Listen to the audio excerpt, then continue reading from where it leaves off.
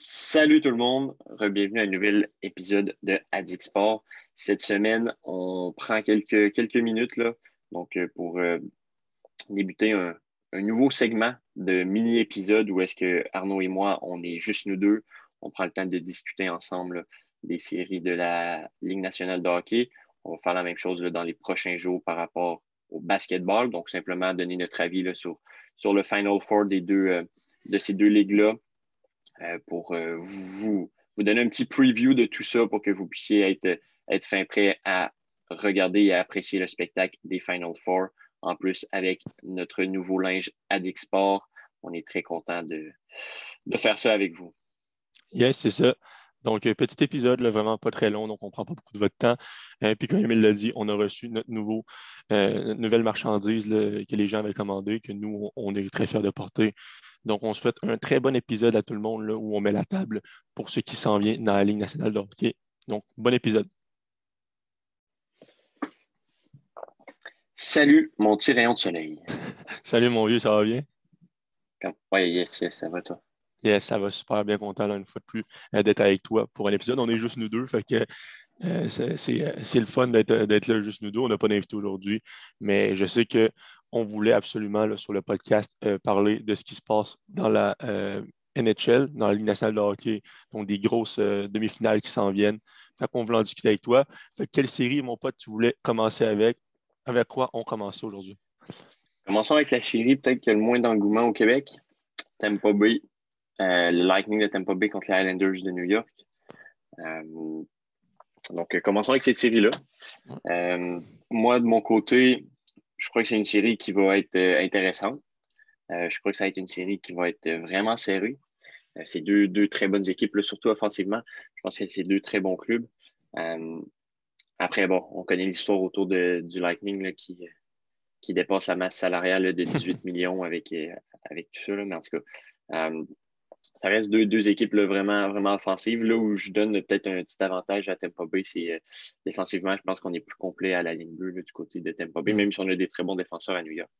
Mais ouais, mais regarde, je vais te donner ma prédiction tout de suite. Moi, je pense que Tampa Bay va remporter cette série-là en 6. Ouais, moi, je vois ça. Tu sais, c'est la même chose que l'année dernière. Donc, on a eu la même demi-finale l'année passée Ouais. dans la, dans la bulle, pardonnez-moi. Moi aussi, je vois Tampa Bay l'emporter peut-être en 7. J'ai vraiment confiance à comment Barry Trotz gère cette équipe-là. Il y a un excellent système. Les gars là, on a trois lignes qui peuvent produire, une quatrième ligne là, avec Clutterbuck, Matt Martin qui frappe énormément. Après ça, moi, je pense que c'est le point qui me fait changer d'avis, c'est Vasilevski. Vasilevski, c'est une constance dans le but, tandis que Sorokin, Varlamov, on les a vus les deux dans les séries, on ne sait pas nécessairement qui est là. Puis effectivement, ben là, on a réussi, comme tu l'as dit, le Lightning, à jouer avec la masse salariale là, cette année là, pour aller s'accoter, le retour des blessures. Et là, on sait que ça en a frustré certains, dont Doug Hamilton, mais moi aussi, je vois le Lightning l'emporter dans cette série-là en 7. Mais je ne serais pas non plus surpris je ne sais pas pour toi, mais je ne serais pas non plus surpris que les Highlanders réussissent à causer une surprise parce qu'ils veulent se venger de leur échec de l'année passée. Oui, 100%. Je pense que ça serait une surprise, mais ce ne serait pas surprenant. Bon, Je pense que Lightning est grandement favori là, pour tout le monde dans cette série-là. Mais on n'est jamais à l'abri d'une surprise. On l'a vu dans d'autres séries, là, on en parlera tantôt. Mais non. Puis un autre point là, qui me fait pencher pour Tampa Bay, c'est l'avantage numérique. Je pense que les deux clubs ont un très bon avantage numérique, mais Tampa Bay a un excellent avantage numérique. On l'a vu contre les Hurricanes. Là, je ne peux pas dire le pourcentage exact là, qu'ils ont eu durant les playoffs contre les Hurricanes, mais ça, ils ont un excellent avantage numérique. Du côté des Islanders, ça a été vraiment plus compliqué contre Boston en penalty kill, fait que quand il était en infériorité numérique. Fait que j'ai l'impression que si on est trop puni du côté des Islanders puis on est trop indiscipliné, ben Tampa Bay va faire payer. Puis là, ça va devenir vraiment compliqué pour les Islanders. Je pense que si les Islanders, on peut rester mm, loin du banc, ça peut nous donner une petite chance à 5 contre 5 contre Tampa Bay. Mais à 4 contre 5, ça va être vraiment, vraiment, vraiment, vraiment compliqué pour Islanders. Non, non, tu as raison. La première vague là, d'avantage numérique du Lightning, là, je pense que toutes les équipes de la Ligue en sont jaloux. Je pense que tout le monde aimerait ça avoir des Kucherov, des Hellman, des Stamkos, même Brandon Point. Je pense que c'est Keller, un autre qui complète ça. Fait que c'est vraiment excellent à ce niveau-là. Puis je suis entièrement d'accord. On dit souvent que les arbitres donnent moins d'avantages numériques en série. Oui, c'est vrai, mais je veux dire, si tu arrives à profiter de ces Mhm. avantages numériques-là, comme le Lightning l'a fait depuis le début des séries, on a vu d'autres équipes aussi avec d'excellents avantages numériques, comme le Colorado. Ben, ça leur a permis quand même de chercher un certain rythme, mais ça l'enlève du rythme à l'autre équipe là, d'être toujours au banc des punitions. 100%. Mais ça va être une excellente série. Là. Je pense que ces deux équipes là, qui sont quand même rapides, là, ça va jouer beaucoup sur le rush, là, puis on a des occasions. Fait que j'ai vraiment hâte de voir ça. Puis, comme je te dis, Lightning en 7, mais on ne sait jamais si jamais un Jean-Gabriel Pageau, un Anthony Beauvillier célèbre, là, les Mais petits Québécois, petits gars de chez nous. ce serait pas pire. Mais tantôt, on parle de la masse salariale, là, que Lightning dépasse de 18 millions, là, je crois, la masse Ouais, salariale. Ça a plus ou moins rapport avec la série en tant que telle, là, mais t'en penses quoi de ça? ben, De moi, je ce pense que règlement-là de la LNH? c'est ça, je pense que tu peux pas reprocher rien à Julien Brisebois. Et Carl Non, Debus a fait la même 100%. chose à Toronto, en essayant d'échanger des choix, retenir du salaire. Mais 100%. après ça, comme on l'a vu avec David Savard, mais moi, je pense qu'on a quelque chose à faire au niveau de la Ligue. Je pense qu'il y a peut-être des DG qui vont se plaindre aux prochaines réunions des gouverneurs de la Ligue.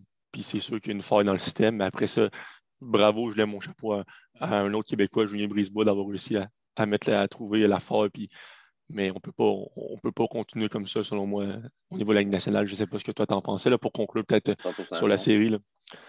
Non, moi c'est exactement comme toi. Je pense que Julien Brisebois, il a profité du système, puis garde, c'est tout en son honneur, là. Après ça, il a monté, selon moi, une équipe qui est meilleure que l'équipe qui a remporté la Coupe l'an passé. Mm. Surtout que l'an passé, en série, il y a eu Kucherov et Stamkos là, qui ont été absents à certains moments. Fait que je pense que Tampa Bay a réussi à profiter du système. Puis on peut pas leur en vouloir à eux. C'est à la Ligue là, Ouais.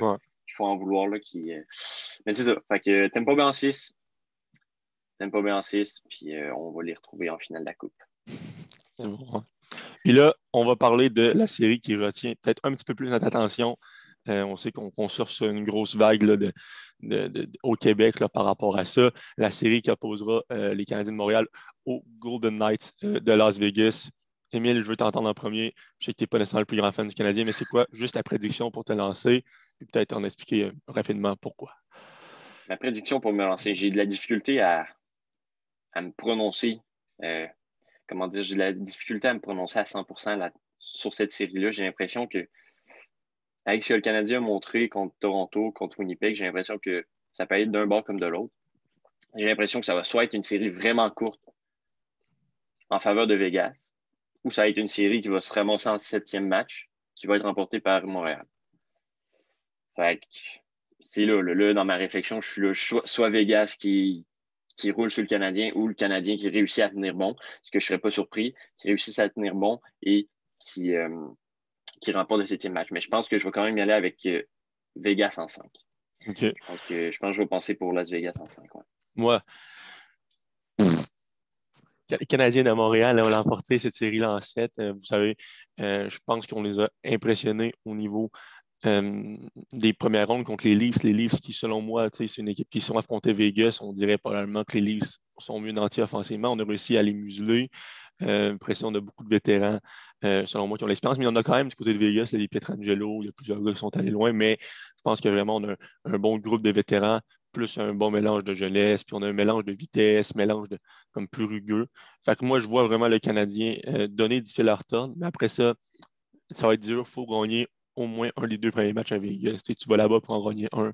Après ça, moi, j'ai l'impression que la longue pause de 7 jours, pardon, va avoir peut-être un peu enlevé le momentum au Canadien qui Ouais. était sur une super longue séquence là, qui n'a pas tiré de l'arrière depuis plus de 400 minutes. Fait que, c'est ça. J'ai vraiment hâte de voir à ce niveau-là. Ouais. Mais si on est capable de le gagner une à Vegas, je pense que Canadien en 7, ce serait vraiment mon choix là, par rapport à ça. Mais tu sais, tu parles du momentum. Puis on l'a vu dans la série contre Winnipeg. Winnipeg sort d'une série où ils gagnent en 4 contre Ouais, Edmonton.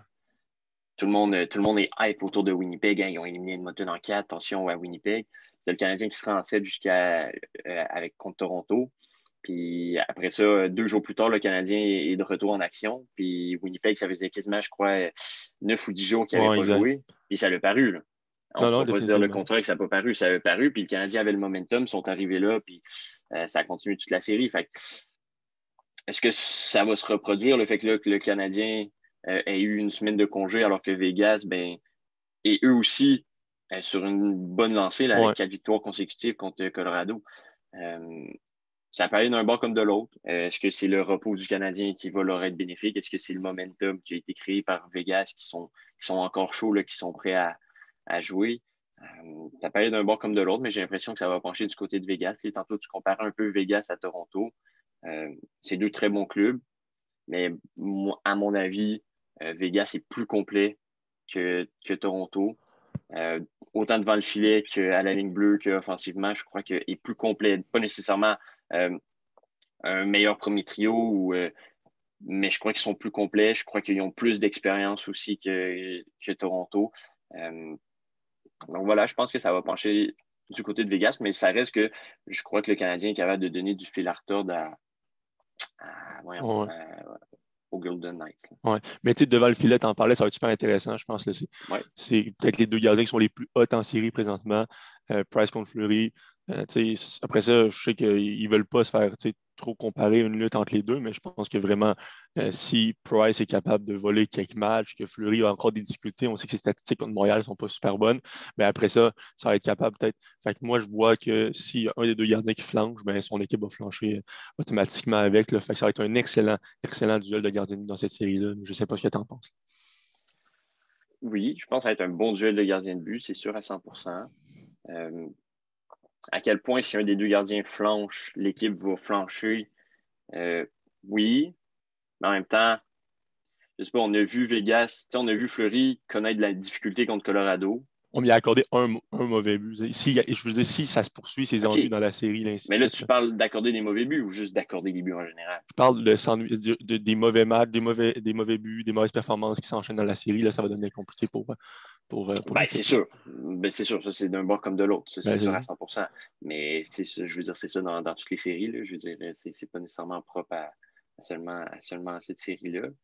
Je pense que oui, tu sais, comment je pourrais dire? Je pense que oui, ça va être un duel de gardien de but, mais comme Price et Fleury le disent, c'est pas juste un duel de gardien de but, non, cette c'est sûr. série-là. Il y a tellement autre chose à comparer dans cette série-là que juste les deux gardiens. Je pense qu'il ne faut pas oublier ça non plus. Euh, j'ai hâte de voir si Jeff Petrie va pouvoir commencer la Ouais, ça va série. être dur sans J'ai lui. j'ai l'impression que si le Canadien commence sans lui, ça va être difficile défensivement. Mais comme tu dis, Price joue tellement du bon hockey que peut-être qu'à lui seul, il peut aller chercher un match comme il l'a fait contre Toronto. Contre Winnipeg, je crois que ça a vraiment été un travail d'équipe du côté du Ouais. Canadien. Puis je ne crois pas que Price a nécessairement volé la série, loin de là. Contre Toronto, je crois que Price a vraiment été. Sans dire que Price n'a pas été sérieux contre Winnipeg, hein, mais Non, je suis d'accord. c'est ça. Je pense que Price va avoir beaucoup de boulot à faire dans les premiers matchs contre Vegas, surtout si Petrie est absent. Oui, voilà. Mais tu sais, moi, le dernier point que je vais aborder avec toi, tu sais, est-ce qu'il peut avoir vraiment un gros impact au niveau de la disparité entre le nombre de partisans qu'on va retrouver au Centre Bell et le nombre de 100%. partisans qu'on va retrouver là-bas? Tu sais, on a un building plein à 18 000 100%. personnes, puis si on risque d'avoir peut-être, je sais pas, 3 4 000 personnes, si on en ajoute du côté du gouvernement, tu sais, à quel point les joueurs du Canadien vont arriver là-bas puis ils vont faire le saut? Tu sais, est-ce que ça peut les motiver? Est-ce que ça va vraiment les figer? Est-ce que ça dépend des joueurs? Tu sais, je ne sais pas comment tu vois ça. Là, moi, j'ai vraiment aucune idée de l'impact que ça peut avoir, mais j'imagine que ça peut en avoir un. Ben, moi, je crois que ça va avoir un impact. Je veux dire, des joueurs plus expérimentés comme Price ou Shea Weber, je pense pas que ça va nécessairement les affecter dans leur préparation ou quoi que ce soit. Mais un jeune comme Cole Caulfield, Non, admettons, c'est sûr. qui va jouer son premier match à Vegas, mais son premier match aussi devant un aréna complet, surtout que c'est à l'extérieur, je sais pas, j'ai l'impression que ça peut l'affecter dans sa préparation, ça peut le stresser un petit peu. Après, sur la glace, ça peut avoir un certain impact. Puis là, je te dis Cole Caulfield, mais il y a Non, d'autres exemples de joueurs moins expérimentés. J'ai l'impression que ça peut avoir un impact contre le Canadien. hmm. Le fait d'aller jouer à Vegas dans un aréna qui est vraiment bruyant, là, Ouais, c'est qui est ça. un C'est ça. Ça dépend si, probablement. si ça devient intimidant pour les joueurs. Mhm. Là, je pense que ça peut être Mais si le groupe de vétérans réussit comme à dire il faut s'en Ouais, servir, il faut comme se motiver, etc. C'est ça, il faut voir vraiment de la façon dont ça va être gagé par c'est sûr. l'équipe. Là. Parce que moi Mais aussi, je pense que ça peut être avantageux, mais il ne faut juste pas que ça faut juste pas que ça vienne à jouer dans ta tête, il faut que ça te motive. Hein, je sais pas. ben, c'est sûr. Mais moi, je pense que c'est intimidant d'aller jouer à Vegas devant 18 000 personnes. Je pense que c'est un aréna qui est intimidant comparé à certains autres dans la ligue où c'est peut-être un peu moins bruyant. Vegas, c'est une place où c'est vraiment, vraiment bruyant. Fait que je sais pas. Je sais pas. Ça va dépendre, comme tu dis, de la manière que le groupe de leaders du Canadien va prendre cette énergie de la foule-là. Euh, Comment on va s'en servir? Ça va Exactement. vraiment dépendre de ça. Là. C'est bon. Euh, Donc, moi, j'ai vraiment hâte de voir là, de quelle façon les gars vont réagir quand ils vont aller à Vegas. Ça risque d'être un très dur défi. Mais bon, je suis confiant, donc je le dis, Habs en 7. Toi, tu dis Vegas en 5, c'est ça? Vegas en 5, Tu as l'air mais convaincu, mais c'est si ça. ça dépasse le match numéro 5, Canadien en 7. C'est ce OK. que je pense. C'est bon. C'est un petit peu en demi-teinte comme prédiction, mais c'est ça. En Donc, on a demi-teinte. fait le tour. On a fait le tour des deux matchs, des deux séries, pardon, lesquelles on voulait aborder. Je ne sais pas si tu avais autre chose, là, mais je pense que c'est ça. On a mis bien la table, toi et moi, pour les séries qui prennent leur envol dimanche, on le rappelle. Yes. Avant de finir, notre prédiction Ah ouais. finale, disons. Donc, Ben selon moi, toi, qui va remporter la Coupe Stanley? moi, je vois une finale Tampa-Montréal, puis je vois Tampa malheureusement refaire le doublé. Donc, je pense que Tampa Bay a le club pour aller jusqu'au bout si jamais il n'y a pas de blessure ou de malheur qui leur arrive contre les Islanders. Puis après ça, contre Montréal, ils sont assez expérimentés aussi là, pour l'emporter, je pense. Donc, ton côté, ça dit quoi? Ben, moi, ma finale, Tampa-Vegas. Ouais. Mais je crois que je vais y aller aussi avec Tampa Bay. Je pense que Tampa Bay euh, est trop fort présentement. Je pense que, comme on expliquait avec le 18 millions de surplus à masse salariale, ça leur permet d'avoir vraiment de la profondeur, d'avoir une équipe qui est meilleure que l'année passée, qui a remporté le championnat aussi l'année passée. Je pense qu'on est meilleur que l'année passée, puis je pense que ça va être très difficile de nous arrêter. Donc, j'y vais avec Tampa Bay qui va remporter la Coupe Stanley pour une deuxième année consécutive. Yes, ben super, Emile. Gros merci à toi là, de t'être prêté au jeu, même si tes prédictions sont en demi-teinte. Gros merci à toi de t'être prêté au jeu. Puis, c'est ça. Donc, on se revoit bientôt Vegas pour un en prochain 5, ils sont épisode. pas en demi-teinte. OK, Vegas en 5. C'est bon. Donc, Le moi, Canadien je n'a pas répète. affronté une équipe contre Vegas encore. C'est ce OK, que je c'est pense. c'est bon. Vegas Mais Vegas a affronté en 8 5. fois les Ducks, les Kings, puis toutes ces équipes-là. Fait que je souhaite à tous une très Ben bonne. oui, mais Arnaud, ça n'a pas rapport d'avoir affronté ces équipes-là. Là.